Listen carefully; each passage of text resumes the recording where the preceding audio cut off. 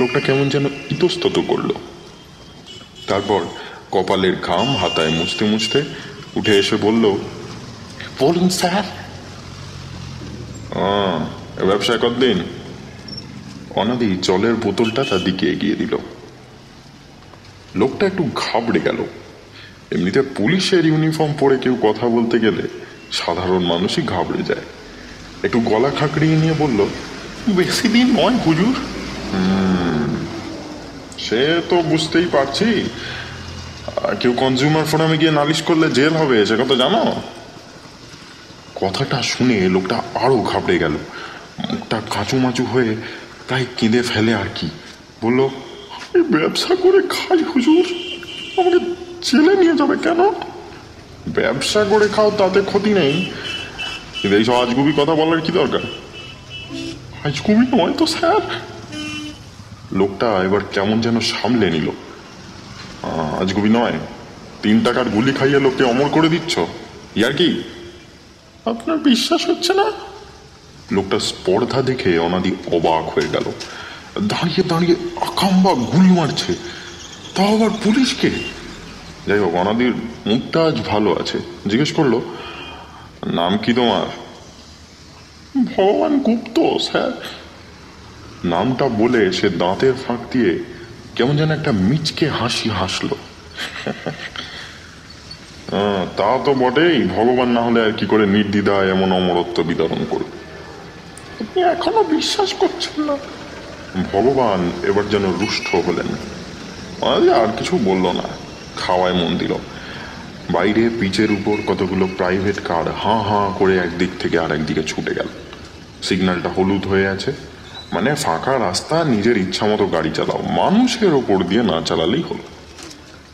আর চোখে অনাদি খেয়াল করলো লোকটা এখনো তার দিকে তাকিয়ে আছে এক দৃষ্টিতে, একবারও চোখের পাতা নড়ছে না। আশ্চর্য, ভয় পাচ্ছে না নাকি? খাওয়ার সময় কেউ এভাবে তাকিয়ে থাকলে বেশ অস্বস্তি লাগে। অনাদি তার দিকে তাকিয়ে জিজ্ঞেস করলো, খাবে? না। সংক্ষিপ্ত উত্তর, দৃষ্টি স্থির। তাহলে এখানে দাঁড়িয়ে কি করবে? এসো এখন।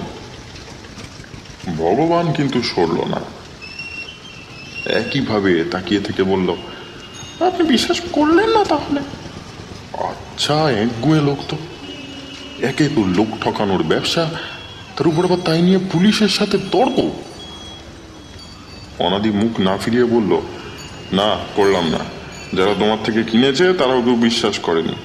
এখন এসো, খেতে দাও। ভগবান আর দাঁড়ালো না। তড়িঘড়ি করে তার চাটাইয়ের কাছে হেঁটে গিয়ে একটা শিশি হাতে তুলে নিল। তারপর আবার কিয়স্কের কাছে ফিরে এসে সেটা ঢাকনা খুলে 2 আঙুলে বের করে আনলো একটা অমরত্ব গুলি। সেটা অনাদির দিকে শটান এগিয়ে দিয়ে বলল, নিন। নেবো মানে? আমাকে মুরগি পেয়েছ নাকি? অনাদি খেঁকিয়ে উঠল। আপনি খেয়ে দেখুন, বিষ নয়। সে যাই হোক, আমি এসবে বিশ্বাস করি না। মানুষ অমর হতে পারে না, মূর্খ। আপনি জানলেন কি করে? অনাদি স্মিত হাসল। নিজের বিশ্বাস নিয়ে কটা লোকই বা এভাবে তর্ক করতে পারে। লোকটা ধাপ্পাবাজ হলে অভিনয়টা ভালোই পারে। বললো, এইসব ধাপ্পাবাজি না করে একটু পড়াশোনা করো, বুঝলে? তাতে পয়সাও রোজগার করতে পারবে, বিজ্ঞানও জানবে।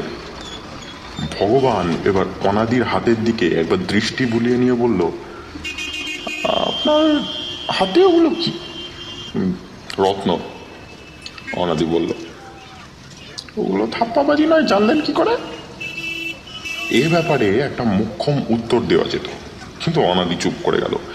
কি দরকার লোকটার সাথে বেকার কথা কাটাকাটি করে? আপাতত শান্তিতে খাওয়াটা শেষ করতে পারলে হয়। পকেট থেকে মানিব্যাগ বের করে সে একটা 10 টাকার নোট এগিয়ে দিল। দাও দেখি, তোমার অমৃত সমুদ্র মন্থন তো আর করতে হচ্ছে না, 3টে টাকার ব্যাপার, না হয় ঠকেই গেলাম। লোকটা আবার আগের মতো দাঁত বের করে ফিরে যেতে যাচ্ছিল। হঠাৎ অনাদি তাকে থামিয়ে দিয়ে জিজ্ঞেস করলো, আচ্ছা, একটা কথা বলো দেখি। কি?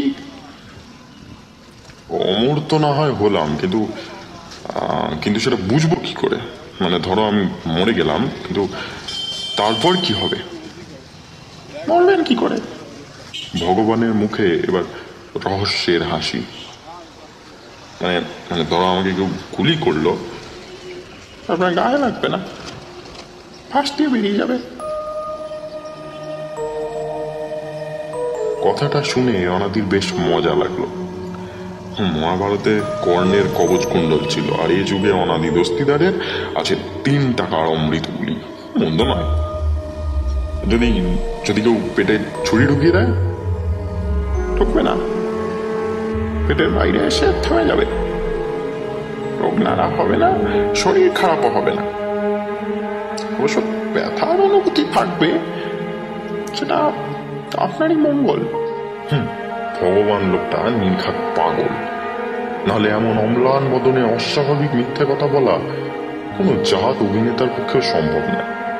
অনাদি তার হাত থেকে গুলি নিতে নিতে বলল, বেশ বেশ, তুমি এখন গিয়ে ব্যবসাপাতি করো, আমাকে উঠতে হবে। ভগবান চলে গেল।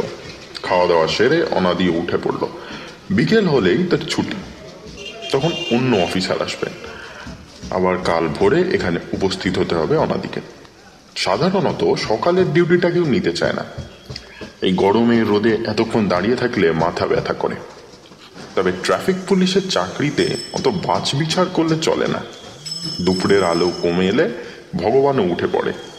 রাতের দিকে তার বিক্রি বাটা প্রায় হয় না বললেই চলে। প্রায় 5টা বাজতে চলেছে। অনাদি জিনিসপত্র গুছিয়ে নিল। ব্যাগ, টুপি, জলের বোতল। টিফিন বক্সটা তুলে ধরতেই তার ভিতরে কি যেন খটখট করে নড়ে উঠল। সেই গুলিটা। খাবার পরে মুখে দেবে ভেবেছিল, কিন্তু ভুলে গেছে। সাথে সাথে চোখ পড়ল বাইরের চাটাইটার দিকে, সেটা নেই। ব্যবসা গুটিয়ে আজকের মতো বিদায় নিয়েছে ভগবান। অনাদি টিফিন বাক্সটা খুলে গুলিটা আঙুলে করে তুলে চোখের সামনে ধরল। অনেকটা আনার দানার মতো দেখতে, মোটামুটি নরম। 7-5 না ভেবে সেটা মুখে পুড়ে দিল। মুখের ভিতরে যেতেই সেটা গলে গেল। একটু তিতকুটে স্বাদ, খানিকটা টক, অনেকটা তেঁতুলের মতো। ব্যাস, এবার আমার মৃত্যু নেই। অনাদি মনে মনে বিড়বিড় করে উঠল। তারপর জুতোটা ভালো করে আটকে বেরিয়ে পড়ল বাইরে। এতক্ষণে বিকেল পড়ে এসছে। শহরের নানা প্রান্তে অফিসগুলো ছুটি হয়েছে, ফলে আবার ট্রাফিকের চাপ। রাস্তার মোড়ে বাইকের খটর খটর, সিগন্যালে বাসের পোঁ পোঁ। কিয়স্কের দিকে তাকিয়ে ট্যাক্সিওয়ালার হুঙ্কার, দাদা এবার কি বাড়ি থেকে ডেকে আনবেন, তুলুন। তবে এসব দায়িত্ব অনাদির নয়। বিকেল থেকে ট্রাফিকের রাস থাকে নিত্যানন্দের হাতে। সে নতুন অফিসার হয়েছে, ফলে মন দিয়ে কাজ করতে চায়, পাঞ্চুয়ালিটি মেনটেন করে। অনাদি রাস্তার এক পাশ দিয়ে হাঁটছিল। কি যেন কিনে নিয়ে যেতে বলেছে প্রতিমা, পোস্ত না ধনে। ফোন করে জিজ্ঞেস করে নেওয়া যায়, কিন্তু এমনিতেই তার বাড়িতে ভুলো মোনা বলে বদনাম আছে। এখন ফোন করে ভুলে গেছি বললে সে বদনামে আরো খানিকটা রং চড়বে। অতএব পোস্ত না ধনে, দুটোই কিনে নেবে। তাতেও তো সেই বদনামের ভয়। উফ, আচ্ছা বিপদে পড়া গেল। এইসব ভাবতে ভাবতে অনাদি খেয়াল করেনি একটা ছুটন্ত ট্যাক্সি কখন তার ভীষণ কাছে এসে পড়েছে। সে কিছু বোঝার আগেই ট্যাক্সিটা তার পেট ছুঁয়ে বেরিয়ে গেল। অনাদি নিচে তাকিয়ে দেখলো ভাবতে ভাবতে বেশ খানিকটা মেন রোডের উপর উঠে পড়েছে। নেহাত ভাগ্যের জোরে আজ বেঁচে গেছে, নাহলে যত জোরে ট্যাক্সিটা আসছিল তাতে ব্রেক চেপে আটকানো সম্ভব হতো না। বুকের ধুকপুকুনিটা একটু কমে আসতে অনাদি আবার সামনের দিকে পা বাড়ালো, কিন্তু এক পা গিয়েই সে আটকে গেল। ট্যাক্সিটা